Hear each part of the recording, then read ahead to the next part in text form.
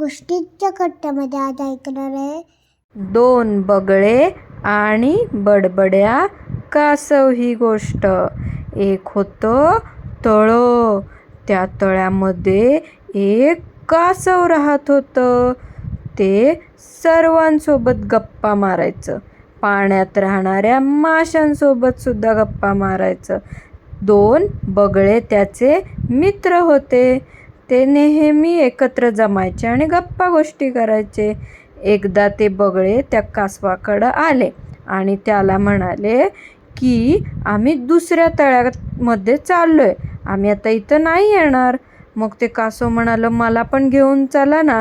त्यावर त्यातला एक बगळा म्हणाला पण तुला उडता येत नाही, मग तू कसं येणार आमच्यासोबत, असं ते विचार करू लागले. मग त्यांना एक युक्ती सुचली. तो म्हणाला काय हरकत नाही, आम्ही काठी घेतो आणि त्याच्या दोन्ही बाजूला आम्ही दोघं चोचेने पकडतो.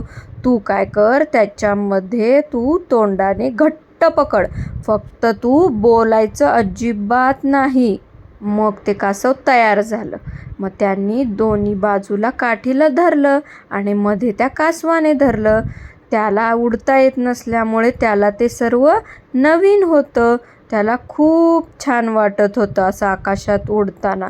मग तो खूप आनंदी होता आणि ते त्यांच्या दुसऱ्या तळ्याच्या दिशेने चालले होते. मग ते एका गावावरून चालले होते. त्या गावातली लहान लहान मुलं जोरजोरात ओरडायला लागली की बघा कासव कसा उडतोय, किती छान किती छान, असं ते ओरडायला लागले जोरजोरात. ते आश्चर्यचकित झाले ते बघून सर्व आणि ते जोरजोरात ओरडू लागले. त्यांचं ओरडणं ऐकून त्या कासवाला वाटलं ते आपलं कौतुक करतायत, किती छान. त्याला खूप आनंद झाला. त्यामुळे त्याने काय केलं, त्याचं तोंड उघडलं. त्यामुळे तो त्या काठीला जो धरून बसला होता तो त्याचं तोंड तिथून उघडल्यामुळे तो खाली पडायला लागला आणि तो जोरात जमिनीवर पडला.